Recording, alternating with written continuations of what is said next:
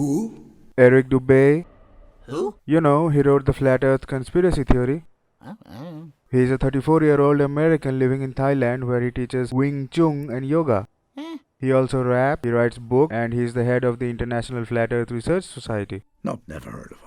Okay, let's carry on. In the year 2015, Eric Dubay gave us 200 proofs of his insanity and ignorance in the form of 200 proofs that the Earth is not a spinning ball. We will closely look at them one at a time until we'll eventually prove that a stormtrooper's aim is much more accurate than his logic. You're goddamn right. Let's get started. Assholes first. 200 Proofs Earth is Not a Spinning Ball by Eric Dubay. 1. The horizon always appears perfectly flat 360 degrees around the observer regardless of altitude. All amateur balloon, rocket, plane, and drone footage show a completely flat horizon over 20 plus miles high. Only NASA and other government space agencies show curvature in their fake CGI photos and videos. Unless you actually took photos from 20 plus miles high, you can't see shit of the curvature. You skip the amateur photos which actually show the curvature. And also, according to Eric, we should all start trusting amateurs over professionals. Go watch amateur films instead of Nolan. 2. The horizon always rises to the eye level of the observer as altitude is gained, so you never have to look down to see it. If Earth were in fact a globe, no matter how large, as you ascended, the horizon would stay fixed and the observer would have to tilt looking down further and further to see it.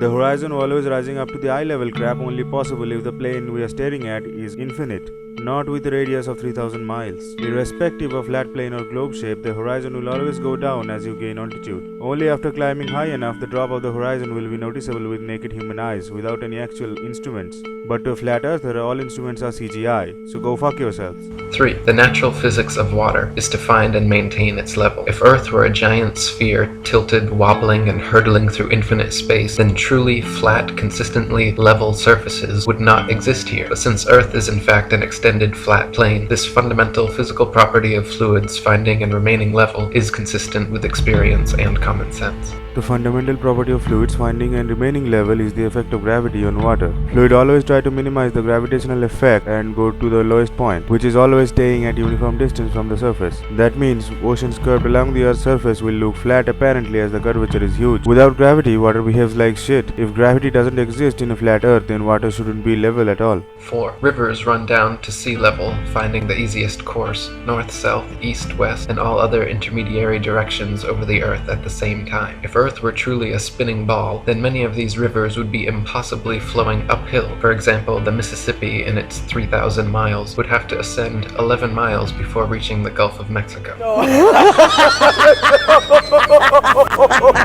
This proves that Eric is high on math. In a curved surface where things are always pulled towards the center, the curve can't act as up or down. Viewpoints are with always respect to where you are standing. Ignoring the geographical features, standing at the source of the river, the sea will be down the curve. Standing at the sea level, the source will be down the curve. Also, flat people consistently ignoring gravity isn't my fault. 5. One portion of the Nile River flows for 1,000 miles with a fall of only 1 foot. Parts of the West African Congo, according to the supposed inclination and movement of the ball Earth, would be sometimes running uphill and sometimes down. This would also be the case for the Parana, Paraguay, and other long rivers. Same shit again. The up and down concept of Eric is same as that of a dinosaur. In his mind, until you glue something to the surface, things in South Hemisphere will fall off and gravity only works for Sandra Bullock and George Clooney.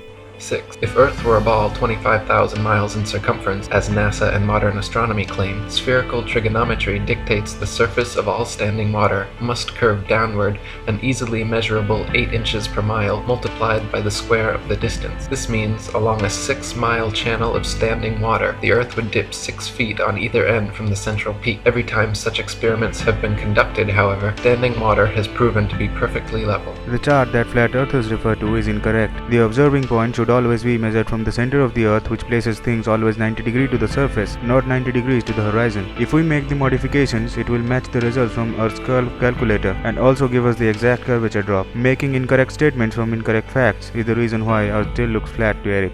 7. Surveyors, engineers, and architects are never required to factor the supposed curvature of the Earth into their project. Canals, railways, bridges, and tunnels, for example, are always cut and laid horizontally, often over hundreds of miles without any allowance for curvature. Another argument without shit of knowledge about civil engineering. In all highway, bridge, or railway construction, engineers follow the construction code for design, where the curvature of the Earth is already accounted for, so they don't have to do it every time manually. So by the term all engineers and architects, he meant all flat earthers.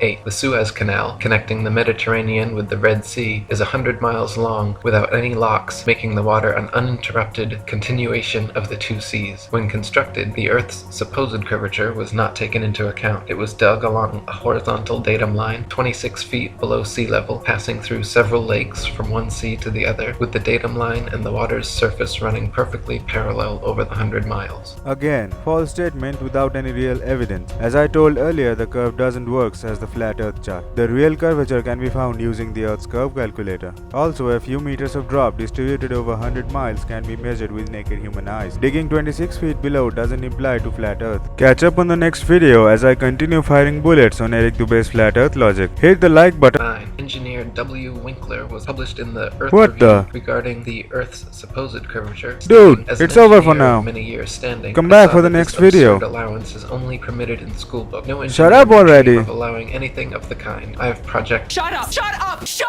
up! Shut up! Shut up! Shut up! Damn. Thanks, Skylar. Yes, and I was saying, if you enjoyed this video then please like it and share it, subscribe for more controversial stuff, and finally, thanks for watching.